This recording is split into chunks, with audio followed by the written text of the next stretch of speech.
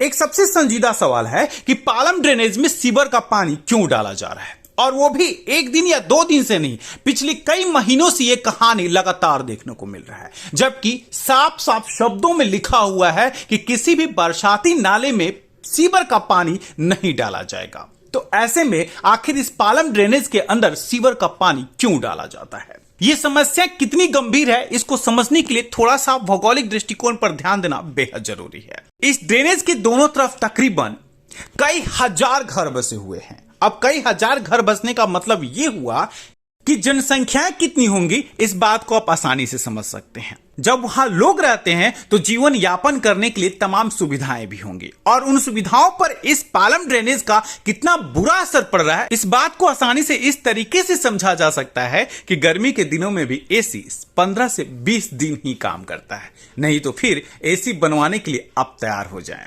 इसके बावजूद भी पालम ड्रेनेज में सीवर का पानी क्यों डाला जा रहा है, इस मुद्दे को लेकर के राष्ट्रीय युवा चेतना मंच के राष्ट्रीय अध्यक्ष और मधुबेर RW के प्रेसिडेंट चौधरी रणबीर सिंह सोलंकी लगातार दिल्ली जल बोर्ड, एनजीटी, पॉल्यूशन डिपार्टमेंट सब प्रतियां लिख रहे हैं और इस भारी समस्या से अवगत कराने की कोशिश भी कर रहे हैं। फिर भी अधिकारियों को यह बात क्यों नहीं समझ आ रही है, यह समझना बेहद मुश्किल है। शायद इसलिए कि इनमें से कोई भी अधिकारी इस पालम ड्रेनेज के आसपास के घरों में नहीं रहता, नहीं तो इन समस्याओं से जब उसको रोजाना 2-4 होना पड़ता तो शायद इस समस्याओं के महत्व को वो आसानी से समझ पाता और समस्याएं दूर करने की कोशिश भी करता।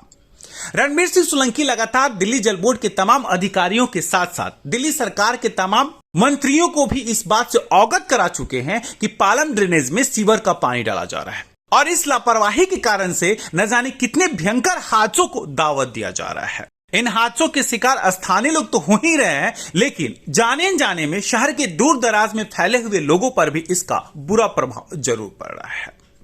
दिल्ली ब्रेकिंग की टीम से बातचीत करते हुए चौधरी रणबीर सिंह सोलंकी ने कहा कि यह समस्या बेहद जटिल है और इस समस्याओं का समाधान होना चाहिए। इस बात को समझिए कि पालम ड्रेनेज से तमाम पानी को ट्रीटमेंट प्लांट में डाला जाता है, यानी यही पानी पीने के सुयोग्य भी बनाया जाता है। उसके बावजूद भी इस पानी में सीवर का पानी क्यों मिलाया जा रहा है, यह समझना मुश्किल। ये पानी यमुना में मिलाया जाता है, यमुना में भी सीवर का पानी डालना बेहद नुकसानदायक है और एनजीटी की तरफ से तो प्रतिबंध लगा दिया गया है, लेकिन फिर भी इस पानी में सीवर का पानी क्यों मिलाया जा रहा है, यह समझना मुश्किल है। ये सर मैं आपको बताना चाह रहा हूँ, ये द्वारका में पालम ड्रेन के नाम से इसको जाना जाता है। ये सेक्टर 3 पॉकेट 16 और आदर्श अपार्टमेंट के सामने है। इसी सर्विस रोड से मधु विहार के जो बच्चे हैं सेक्टर 2 के स्कूल में जाते हैं, जो 6ठी से लेके जाते हैं, इसकी शिकायत हमने कई दफ़े दिल्ली जल बोर्ड के अधिकारियों को भी की है और चीफ इंजीनियर DDA के मंगलापुरी द्वारका उपराज्यपाल को भी इसका अगर आहत किया है। और DPCC बोलती है अगर कोई भी यमुना को साफ अगर करते हैं, उसके अंदर कोई कंपनियां हैं, कोई अगर मान ले फैक्ट्री है, उसके अंदर कोई केमिकल कोई गलत अगर डालेगी तो उस पर जुर्माना करेंगे, उसको सील कर देंगे।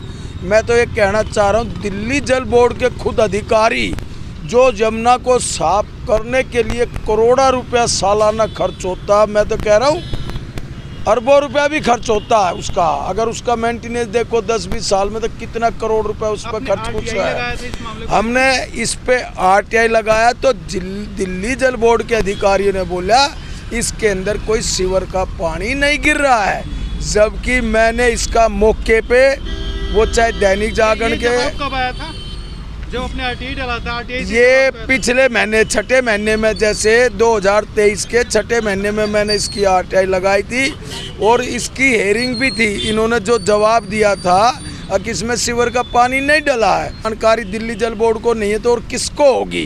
पहले जवाब उनको सूचित किया है कि यहाँ मैंने उनको सूचित किया। एक तरफ दिल्ली सरकार या भारत सरकार उपराज्यपाल अगर ये बोलते हैं अगर भाई यमुना को साफ बनाना है, करोड़ों रुपए खर्च करे, तो दूसरी तरफ ये सीवर का पानी इसके अंदर डाला जा रहा था, यमुना की सफाई कैसे होगी। दरअसल में पालम विधानसभा और उसके आसपास के इलाकों में समस्याएं कुछ इस कदर बढ़ गई हैं जिनके समाधान के नाम पर कुछ नहीं हो रहा है, और इसके लिए जिम्मेदार सिर्फ और सिर्फ अधिकारी हैं। और शायद अधिकारी भी इतने गैर जिम्मेदार इसलिए हो गए हैं कि चुने हुए जनप्रतिनिधि इन अधिकारियों पर दबाव नहीं बना पाते, या जनप्रतिनिधि इन समस्याओं को लेकर के गंभीर रुख नहीं अपनाते। ऐसा वो क्यों करते हैं ये तो वही जाने।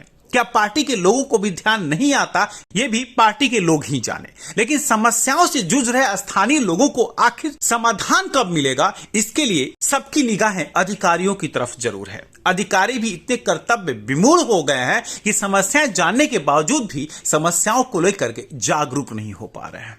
पता नहीं राजधानी दिल्ली के हालात कब सुदृढ़ होंगे, या फिर किसी चमत्कार की ही उम्मीद है राजधानी दिल्ली के हालात को सुधारने के लिए। दिल्ली ब्रेकिंग के लिए अनुज मिश्रा की रिपोर्ट।